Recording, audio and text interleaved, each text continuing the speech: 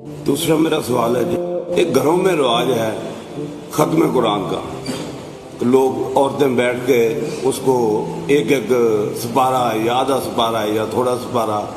وہ پڑھتے ہیں اور اس کا ترجمہ یا کوئی چیز نہیں ہوتی اور پھر وہ کھانے وانے کا کام ہو جاتا ہے، اس کی کیا پوزیشن ہے؟ اصل میں تو یہ ایک سوشل فنکشن آپ کے ہاں بن گیا ہے، اس کی دینی حیثیت کوئی نہیں ہے،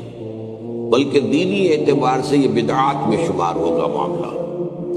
جمع ہو کر قرآن پڑھنا یہ کہیں ثابت نہیں ہے۔ آپ سمجھنے سمجھانے کے لیے جب لوگ اللہ کے گھروں میں سے کسی گھر میں جمع ہوں اور وہ قرآن پڑھ رہے ہیں اور آپس میں ایک دوسرے سے سمجھ رہے ہوں، یتدارسون بینہم، آپس میں، تو پھر اللہ تعالیٰ جو ہے ان کا ذکر کرتا ہے فرشتوں میں، دیکھو میرے بندے یہ کام کر رہے ہیں، فرشتے ان کے گرد گھیرا ڈال لیتے ہیں، حفتہم الملائکہ وغشیتہم الرحمہ، رحمت ان کو اللہ کی رحمت ڈھانپ لیتی ہے۔ لیکن یہ جو ہے پڑھنا قرآن کا، ختم کرنا قرآن کا اس طریقے سے، یہ تو بالکل بدعات میں سے ہے، اس کی کوئی دینی حیثیت نہیں ہے، یہ تو آپ کے ہاں کا ایک سوشل فنکشن ہے، اس کے سوا کچھ نہیں ہے۔